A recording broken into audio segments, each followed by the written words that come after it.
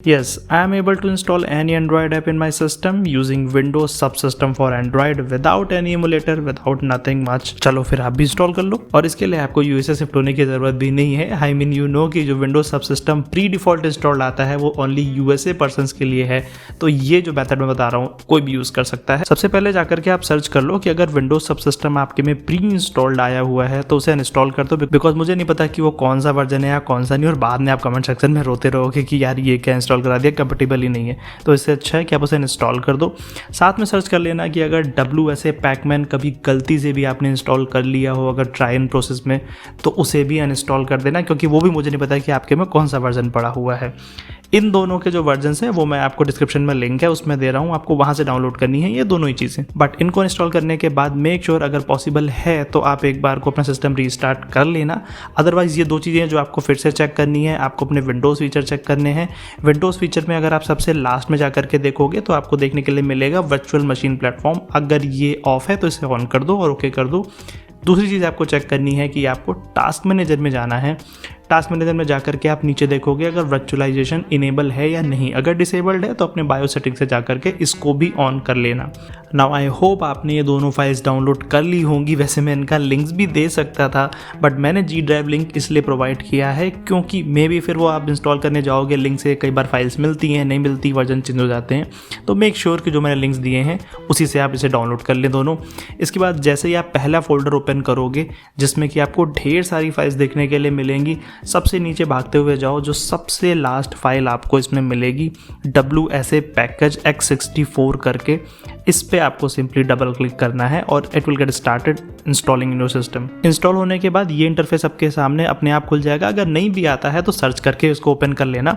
इसमें आप developer mode से ऑन या ऑफ कर सकते हो, इसे आपको यहाँ पे ऑन करना है। अब सेकंड फाइल की बारी, यानी कि WSA पैकमैन, इसे डबल क्लिक करो, इंस्टॉल होना शुरू हो जाएगी। सिंपल जैसे इंस्टॉल करते हो वैसे इंस्टॉल कर लो। अब अगर आप सर्च करके देखोगे तो यहाँ पे आपको WSA पैकमैन और विंडोज सबसिस्टम दोनों ही आपको सर्च आपके मेन्यू में दिखेगा। अब WSA पैकमैन को खोल लेते हैं। यहाँ पर दिखा रहा है WSA टर्न ऑफ, इसे हमें टर्न ऑन करना है। ओके, ये टर्न ऑन नहीं हो रहा है। ओके, इसके लिए आपको क्या करना है कि सबसे पहले वापस जा करके डेवलपर मोड ऑन करके एक बार को ऑफ करके चेक करना है। ये इशू बहुत लोगों को फेस होता है, इसलिए मेक श्योर कि एक बार को आप ऑन करके ऑफ कर लें। अगर तब भी ये काम नहीं करता है तो सबसे पहले आपको क्या करना है कि अपना विंडोज सिस्टम रीस्टार्ट करना है, सो दैट जो WSA पैकमैन की फाइल्स हैं वो एटलीस्ट अटैच हो सकें आपके विंडोज सबसिस्टम के साथ। मैंने भी रीस्टार्ट किया है। रीस्टार्ट होने के बाद अगेन एक बार आप सर्च करो विंडोज सबसिस्टम को और डेवलपर मोड में जा करके एक बार को चेक कर लो और साथ ही खोल लेते हैं WSA को भी। अब आप टर्न ऑन करके देखोगे अभी भी नहीं हो रहा है। ये आपको जाना है मैनेज डेवलपर सेटिंग्स में और यहाँ पर आपको कंटिन्यू करना है। कंटिन्यू करने के बाद आप देखोगे जो विंडोज सबसिस्टम है वो स्टार्ट होना शुरू हो जाएगा, कुछ इस तरह के डायलॉग बॉक्स की तरह। इसमें थोड़ा सा टाइम लग सकता है जब पहली बार में ये होगा, सो एटलीस्ट 1-2 मिनट का वेट करने का टाइम देना इसे। साथ में आप देखोगे तो WSA में कुछ चेंजेस होने लगे हैं। अब यहाँ पे ये दिखाने लग गया है कि अभी ऑफलाइन है, बट अभी स्टिल वेट कर लो जब तक कि सब सिस्टम ऑटोमेटिक पूरा रन नहीं हो जाता। जैसे ही ये रन हो जाता है आपके सामने ये एक डायलॉग बॉक्स आएगा और आपको इसको अलाउ करना है। जैसे आप अलाउ करोगे देखोगे कि आप कनेक्टेड हो गया है ऑटोमेटिकली और अभी सब कुछ फर्स्ट क्लास सेट हो चुका है। अब हमको सिर्फ और सिर्फ इसमें ऐप इंस्टॉल करनी है।